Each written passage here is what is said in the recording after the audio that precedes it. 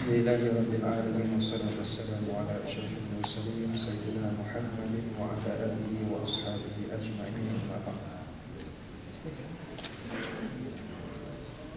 Bab yang ke-10 dalam kitab Al-Adhkar, zikir-zikir pada rakaat yang kedua.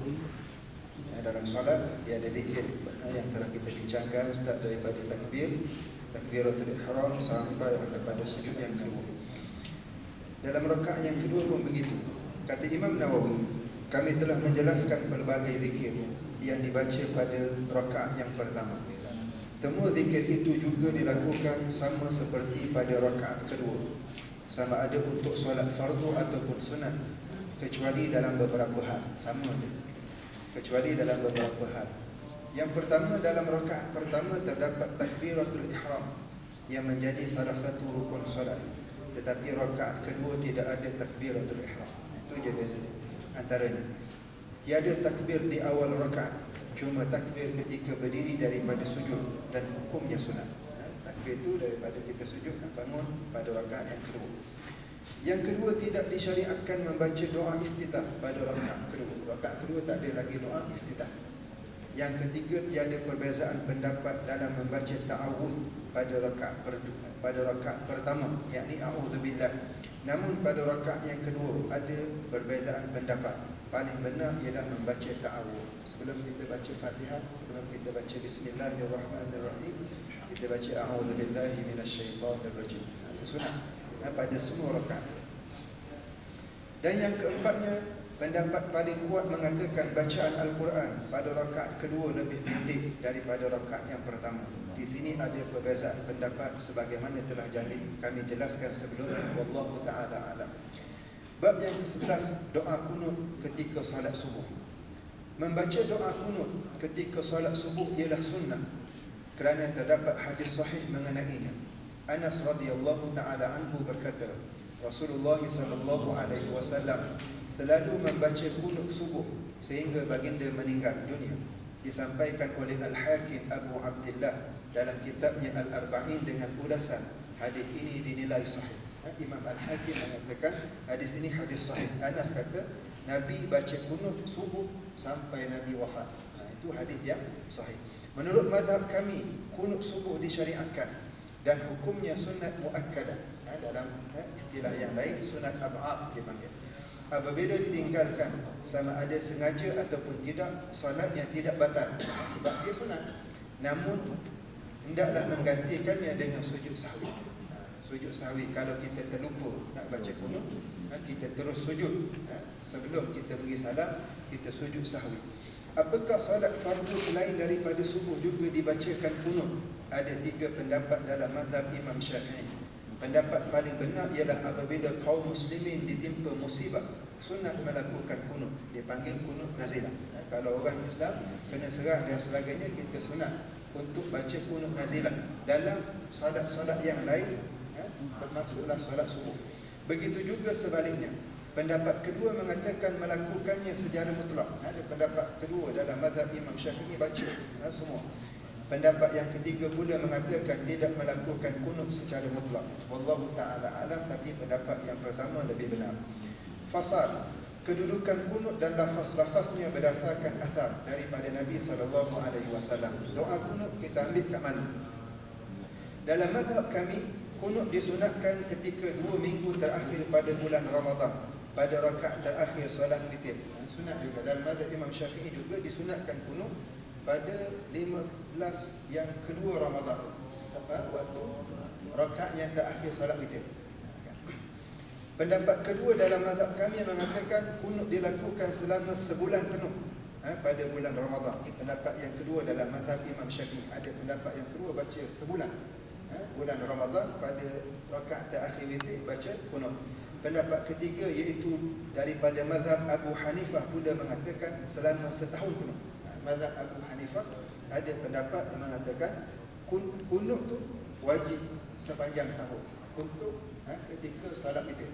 Sebab dalam mazhab Abu Hanifah, salat witir itu wajib. Dia ada 2 definisi, satu fardu, yang kedua wajib. Istilah tu seperti mana istilah dalam mazhab Imam Syafi'i waktu kita kerjakan haji. Haji ada rukun, ada wajib. Rukun ni kalau kita tinggal batal haji. Tapi wajib kalau kita tinggal, kita boleh bayar dah. Dalam Imam Abu Hanifah dalam ibadat yang lain dia ada dua juga. Ada fardu, ada wajib. Dalam mazhab Imam Syafi'i contohnya, wajib tu dalam macam sunat muakkad lah. Dalam mazhab Abu Hanifah, solat witir itu wajib. Solat 5 waktu itu fardu sebenarnya. Sebab itulah mereka tidak tinggalkan solat witir. Dan dalam satu mazhab Imam Abu Hanifah, mereka kunut sepanjang tahun. Sepanjang tahun. Ini dalam mazhab kami memilih pendapat pertama dalam mazhab kami. Wallahu ta'ala alam, iaitulah yang mengatakan kunut itu dilakukan pada setengah yang kedua, penghujung Ramadan, pada rakaat terakhir witir. Dalam mazhab kami, kunut subuh dilakukan selepas bangun daripada rukuk pada rakaat terakhir. Dalam mazhab Imam Syafi'i macam kita buat, lepas kita bangkit daripada rukuk, rakaat yang kedua kita baca kunut. Begitulah juga kalau kita nak baca kunut dalam sembahyang yang lain, rakaat terakhir. Bangun daripada rukuk baru kita baca kunut tadi. Imam Malik mengatakan kunut dilakukan sebelum rukuk. Dalam mazhab Imam Malik, ketika nak melaksanakan kunut nazilah contohnya, dia baca sebelum rukuk. Maknanya lepas baca habis surah terus pergi kepada kunut, kemudian baru rukuk. Itu dalam mazhab Imam Malik. Para ulama kami mengatakan apabila seseorang yang bermazhab Syafi'i melakukan kunut sebelum rukuk, kunutnya tidak diambil kira. Itu dalam menurut pendapat yang paling benar. Ada juga pendapat dalam mazhab kami yang mengatakan kunutnya diambil kira. Namun yang benar ialah mengulangi kunutnya dan melakukan sujud sahwi di akhir salat. Pendapat yang benar pendapat pertama tadi. Pendapat lain mengatakan tidak perlu sujud sahwi. Lafaz kunut pula boleh dipilih di antara salah satu riwayat berikut. Lafaz kunut tu banyak riwayat. Antaranya yang paling kuatnya ialah apa yang kami riwayatkan dalam hadis sahih daripada Sunan Abu Dawud, Sunan At-Tirmidzi, Sunan An-Nasa'i, Sunan Ibnu Majah, Sunan Al-Baihaqi, dan selain mereka dengan sanad yang sahih daripada Hasan bin Ali radhiyallahu taala anhu berkata, Rasulullah sallallahu alaihi wasallam mengajar beberapa kalimat kepadaku yang aku baca ketika salat witir, yakni dalam kunut. Allahumma hdini fi man hadait, wa afini fi man afait, wa tawallani fi man tawallait, wa barik li fi ma a'tait, wa qini syarra ma qadait, fa innaka taqdi wa la yuqda alayk, innahu la yadhillu man walait, tabarakta rabbana wa ta'ala. Ini riwayat dalam sambung tu dalam riwayat yang lain. Ambil sikit riwayat sambung sampailah kita baca dalam kunut. Apa makna dia? Dalam doa kunut tu maknanya Allahumma hdini fi man hadait. Ya Allah, engkau beri hidayah kepadaku di kalangan orang-orang yang engkau beri hidayah. Wa afini fi man afait. Berilah kesejahteraan, kesihatan kepadaku di antara orang-orang yang engkau berikan kesihatan. Tolonglah aku di antara orang-orang yang engkau berikan pertolongan. Berkatilah apa yang telah engkau berikan kepadaku. Peliharalah aku daripada keburukan yang engkau putuskan, kerana sesungguhnya engkau yang memutuskan dan tidak diputuskan atasmu. Bukan orang memutuskan ke atasmu. Tidak ada yang hina siapa yang engkau tolong. Maha suci engkau, wahai Tuhan kami, yang Tuhan yang lagi maha tinggi. Ini makna dalam doa kunut yang kita baca. Imam Tirmidzi mengatakan hadis ini dinilai hasan. Kami tidak tahu daripada Nabi SAW mengenai doa kunut yang lebih baik dari doa. Kata Imam Nawawi, inilah riwayat yang paling baik dalam meriwayatkan lafaz doa kunut. Dalam riwayat yang lain disebutkan oleh Baihaqi daripada Muhammad ibn al-Hanafiyah, iaitu anak lelaki Ali bin Abi Talib radhiyallahu taala anhu berkata, sesungguhnya doa ini ialah doa yang dibaca oleh ayahku, yakni Ali bin Abi Talib ketika kunut salat subuh. Ketika kunut salat subuh, Sayyidina Ali baca doa ini. Selepas doa itu disunatkan membaca Allahumma salli ala Muhammad wa ala ali Muhammad wa sallim. Dalam hadis yang disampaikan oleh Nasa'i dengan sanad yang hasan disebutkan dengan lafaz berikut, wa sallallahu ala nabi sallallahu alaihi wasallam sampai akhir. Boleh kita baca riwayat yang lain. Para sahabat kami mengatakan elok juga membaca doa daripada Umar Al-Khattab radhiyallahu ta'ala anhu ketika kunut.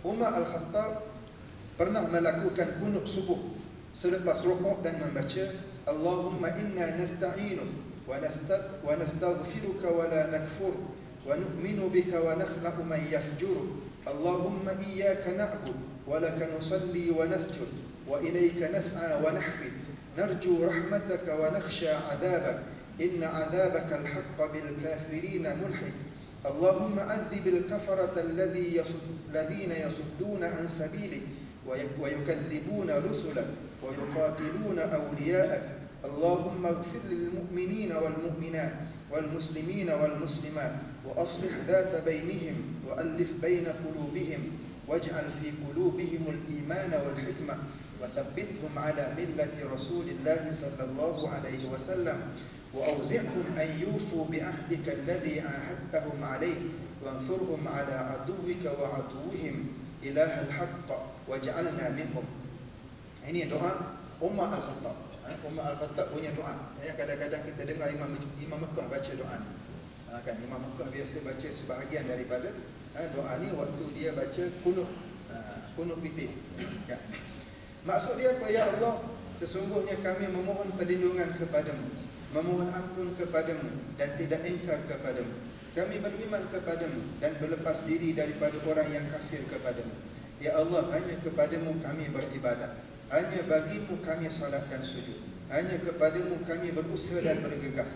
Kami mengharapkan rahmatmu dan takut akan seksamu.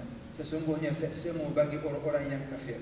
Ya Allah, seksalah orang-orang yang kafir yang menghalangi daripada jalanmu, mendustakan rasul-rasul utusanmu dan memerangi para walimu. Ya Allah, ampunilah kaum mukminin lelaki dan perempuan, kaum muslimin lelaki dan perempuan. Perbaikilah hubungan mereka, lembutkanlah hati-hati mereka. Jadikanlah dalam hati mereka keimanan dan hikmah. Teguhkanlah mereka dalam meniti jalan Rasulullah sallallahu alaihi wasallam. Bantulah mereka menunaikan janjimu yang telah engkau janjikan atas mereka, dan tolonglah mereka atas musuhmu dan musuh mereka, wahai Tuhan yang hak, dan jadikanlah kami bersama dengan mereka. Hadis ini dinilai sahih, mauquf, mausul. Hadis ini dinilai sebagai sahih tetapi mauquf kepada Umar Al-Khattab. Mauquf ni dia sampai kepada Umar. Doa itu daripada Umar Al-Khattab radhiyallahu taala anhu dan tidak menjadi salah untuk kita pakai sebab Nabi sebut ambil sunnah dan sunnah khulafa ar-rasyidin.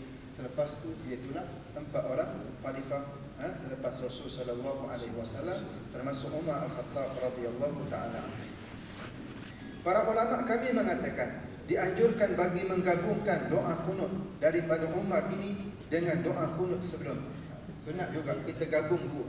Jika kita ada masa sembahyang seorang diri, apabila digabungkan maka doa Umar dibaca kemudian. Umar kemudian kita baca yang kita biasa baca dulu, kemudian lepas tu baru sambung dengan doa Umar. Jika mahu meringkaskannya, cukup dengan membaca doa kunut yang pertama yang biasa kita baca. Dianjurkan bagi menggabungkan keduanya apabila salat sendirian atau menjadi imam bagi jumlah makmum yang terbatas dan sukakan salat panjang. Contohnya dalam sembahyang yang khas kita dah beritahu kepada makmum, malam ni nak baca kunut yang panjang, kunut nazilah lagi dan sebagainya. Pada waktu itu boleh. Wallahu ta'ala alam. Pada pendapat yang paling benar, kunut tidak mempunyai doa dan zikir tertentu. Dengan doa dan zikir apapun, kunut boleh dilakukan, walaupun satu ayat atau beberapa ayat Al-Quran yang berbentuk doa. Walau bagaimanapun, lebih baik jika kunut dilakukan dengan doa dan zikir yang terdapat dalam As-Sunnah. Tak ada spesifik daripada Nabi sallallahu alaihi wasallam. Cuma yang kita baca tadi, yang kita ambil tadi, yang diajar oleh Rasul sallallahu alaihi wasallam, Rasulullah ajar kepada Hasan bin Ali ni kunut ketika witir yang dibaca waktu subuh spesifik tidak ada.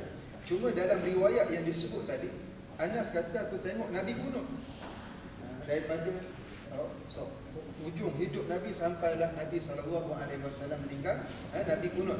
Tapi tidak ada riwayat yang betul-betul datang yang mengatakan Nabi baca doa ni ketika kunut subuh. Cuma diambil lafaz kunut yang Nabi ajar kepada Hasan bin Ali dalam kunut witir dan dibaca dalam solat subuh. Kalau kita baca doa yang lain boleh, tapi digalakkan kata Imam An-Nawawi kita baca doa kunut yang disebut dalam as-sunnah walaupun kunut dalam berdiri. Sebahagian ulama daripada para ulama yang seangkatan dengan kami berpendapat kunut mempunyai doa tertentu dan tidak boleh dibaca selain. Tapi pendapat yang pertama yang lebih kuat. Imam dianjurkan membaca Allahumma hdina, yakni ya Allah berikan petunjuk kepada kami. Imam jangan baca Allahumma hdini. Bayang seorang tak apa. Bila dia jadi imam, dia kena baca Allahumma hdina. Tak boleh, dia kena baca untuk lafaz jamak. Begitu juga dengan doa selanjutnya. Jika membaca Allahumma hdini, kunutnya tetap sah namun hukumnya makruh. Ini kerana imam salat makruh berdoa khusus untuk dirinya saja. Dia jadi imam tiba-tiba doa untuk diri sendiri. Tak boleh lah. Kena baca doa untuk orang ramai. Kita jadi driver, kita ambil tahu kita sendiri. Tak ambil tahu penumpang, susah jadi driver. Dalam Sunan Abu Dawud dan Sunan At-Tirmidzi, Thauban radhiyallahu taala anhu berkata, Rasulullah sallallahu alaihi wasallam bersabda, la ya'ummu 'abdun qauman fayakhussu nafsahu bi da'watin dunahum fa in fa'ala faqad khanahum. Janganlah seseorang itu menjadi imam pada orang lain, kemudian dia khaskan doa untuk dirinya sendiri. Kan? Kalau dia buat begitu juga, dia telah mengkhianati makmum. Imam tu telah khianat pada makmum. Sepatutnya dia doa untuk makmum juga, tapi dia doa untuk diri dia sendiri. Imam Tirmidzi mengatakan hadis ini dinilai hasan. Sikit lagi tuan-tuan. Para ulama kami berbeza pendapat mengenai mengangkat dua tangan ketika doa kunut dan mengusap wajah. Kan? Kita angkat waktu kita kunut tu. Adakah sunat angkat tangan dan mengusap wajah ataupun bagaimana? Ada tiga pendapat kata Imam Nawawi. Pendapat yang pertama yang paling benar ialah mengangkat kedua tangan tanpa mengusap wajah. Angkat dua tangannya, tak usap wajah. Tak payah sapu pada wajah. Itu pendapat yang paling benar. Pendapat yang kedua mengangkat kedua tangan dan mengusap wajah. Itu ada pendapat yang kedua. Kalau orang begitu, ada juga pendapat. Boleh. Jangan kata salah pula. Pendapat yang ketiga, tidak mengangkat kedua tangan dan tidak mengusap wajah. Ada tiga pendapat. Langsung tak angkat tangan. Dia baca doa aja. Langsung tak angkat tangan dan langsung tak sapu wajah. Ada tiga pendapat kali itu. Ketiga-tiganya ada, tapi pendapat yang paling sahih ialah pendapat yang pertama. Yang paling sahih. Mereka sepakat bahawa hanya wajah yang diusap. Sepakatnya kata yang disapunya hanya wajah. Tak sapu kat dada ke dan sebagainya. Ada. Wajah sahaja. Itu. Malah mereka mengatakan bahawa hukumnya makruh. Ada pendapat yang mengatakan hukumnya makruh. Manakala mengenai menggunakan suara yang kuat atau perlahan ketika doa kunut, para ulama kami mengatakan apabila salat sendirian perlahankan suara. Kalau sembahyang seorang diri perlahankan. Apabila menjadi imam kuatkan suara. Ini sesuai dengan mazhab yang paling benar, paling sahih dan menjadi pendapat kebanyakan ulama. Itu pendapat pertama. Pendapat yang kedua bersuara perlahan seperti doa-doa yang lainnya. Jika imam tidak menguatkan suara, maka makmum juga membaca doa kunut dengan suara perlahan seperti doa-doa yang lainnya kerana ia sesuai dengan bacaan perlahan daripada imam. Apabila imam membaca doa kunut dengan menguatkan suara, maka bagi makmum yang dapat mendengar doanya ucapkan amin atas doanya dan mengikut bacaan puji-pujian di akhir doa. Apabila tidak dapat mendengarnya, baca sendiri doa kunut dengan suara perlahan. Pendapat lain mengatakan ucapkan amin. Manakala pendapat lain pula mengatakan ikuti bacaan itu disertai dengan mendengarkan suara. Pendapat yang paling benar ialah pendapat pertama tadi. Sembahyang seorang diri perlahan jadi imam kuat. Apabila melakukan kunut dalam solat selain daripada solat subuh, jika solat jahriyah yakni baca kuat seperti maghrib dan isya, hukumnya sama seperti solat subuh seperti yang telah dijelaskan. Baca kuat juga. Jika solat zuhur atau asar, maka satu pendapat mengatakan harus disuarakan dengan perlahan dan pendapat yang lain mengatakan dilakukan seperti ketika solat subuh. Boleh juga baca kuat. Boleh, ada dua pendapat kat sana. Kalau kita baca, nak baca kunut nazilah waktu sembahyang zuhur, asar dan sebagainya, waktu perlahan, kita boleh baca kuat juga. Hadis sahih mengenai kunut yang dilakukan oleh Rasulullah atas orang-orang yang membunuh para penghafaz Al-Quran di sumur Ma'unah, di telaga Ma'unah, secara tegas menyebut baginda menguatkan suara dalam doa kunut di setiap rakaat. Dalam Sahih Al-Bukhari pada bab tafsir firman Allah, "Laisa laka minal amri syai'," surah Ali Imran ayat 128, Abu Hurairah radhiyallahu taala anhu berkata, Nabi sallallahu alaihi wasallam menguatkan suara ketika membaca kunut nazilah. Nabi kuatkan suara. Wallahu taala alam, itu perbahasan kunut yang dibahaskan oleh Imam Nawawi dalam kitab Al-Adhkar. Secara umumnya sunnah ab'ad bagi mazhab Imam Asy-Syafi'i untuk membaca kunut pada solat subuh dan separuh yang terakhir dalam solat witir, rakaat yang terakhir di separuh Ramadan. Wallahu ta'ala alam. Qulu qawli hadza astaghfirullahal azim li wa lakum. Assalamualaikum warahmatullahi wabarakatuh. Waalaikumsalam.